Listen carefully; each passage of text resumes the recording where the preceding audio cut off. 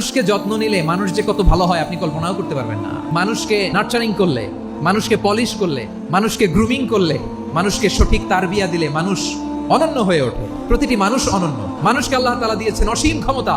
মানুষ যা কল্পনা করতে পারে মানুষ তা করে দেখাতে পারে। মানুষের কাছে অসাধ্য কিছু নাই, মৃত্যু ছাড়া, এক্সেপ্ট ডেথ। তোমার জন্ম হয়েছে জিতার জন্য, বিজয়ের জন্য তোমার জন্ম। মানুষের শুরুটাই হয় বিজয় দিয়ে। ওই 20 কোটি শুক্রাণুর প্রতিযোগিতায় সবাইরে পেছনে ফেলে সেদিন আমি সফল হয়েছিলাম, সেদিন আমি বিজয়ী হয়েছিলাম। সেদিন আমি এত ছোট ছিলাম, মাইক্রোস্কোপ দিয়েও আমার অস্তিত্ব টের পাওয়া যায় না।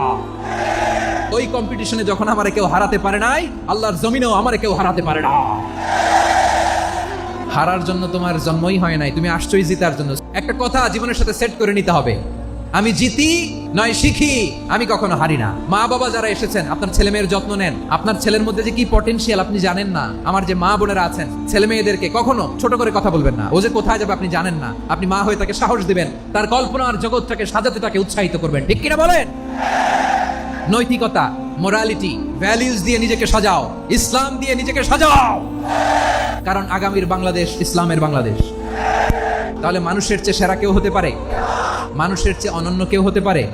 মানুষকে কেউ হারাতে পারে? আমি তুমি অনন্য, আমাকে তোমাকে হারাইয়া দেওয়া এত সহজ না, ঠিক কিনা?